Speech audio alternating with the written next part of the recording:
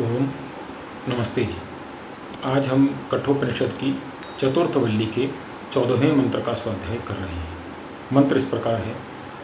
यथोदकं दुर्गे वृष्टं पर्वतेषु विधावती एवं धर्मान् पृथक् पश्येस्ताने वानु विधावती। यथोदकं दुर्गे वृष्टं पर्वतेषु विधावती। यथोदकम अर्थात जिस प्रकार से, यथा उदकम, उदक बोलते हैं जल को, यथोदकम दुर्गे वृष्टम पर्वतेषु विधावती। वृष्टि के समय अर्थात बारिश के समय, वर्षा के समय जब हम देखते हैं पहाड़ों में, पर्वतेषु पर्वतों में, विधावती जो वर्षा का जल है बहुत तीव्र गति से पहाड़ों से गिरता है, पहाड़ों से नीचे आता है, और नीचे आते समय वो पहाड़ों के बड़ी बड़ी चट्टानों को भी हटा करके चला जाता है या उसको तोड़ता हुआ भी चला जाता है। तो कोई भी वस्तु उसे, उस जो वर्षा का जो पानी है, उस जल को कोई भी वस्तु उस समय रोक नहीं पाती है, उसकी गति इतनी तीव्र होती है। तो उस गति को बोलते हैं विधावती। जिस प्रकार वर्षा में पहाड़ों में से जो वर्षा का जल है इतनी तीव्र गति से आता है कि उसे रोकने का सामर्थ्य किसी भी वस्तु में नहीं होता, उसी प्रकार से एवं धर्मान पृथक पश्येस्ताने वानु विधावती। उसी प्रकार जो धर्मान पृथक, जो अलग अलग धर्मों को, धर्म अर्थात गुण, जो हम देखते हैं, जैसे अग्नि का धर्म क्या है? अग्नि का धर्म है जलाना, अर्थात अग्नि का गुण है जलाना। जल का धर्म क्या है?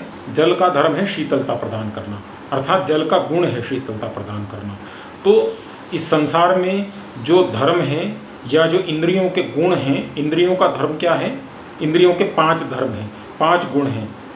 जो हमारी 5 ज्ञान इंद्रियां हैं उनके 5 गुण हैं। जो इन 5 गुणों को ही देखता है, एवं धर्मान पृथक पश्येस्ताने वानु विधावती।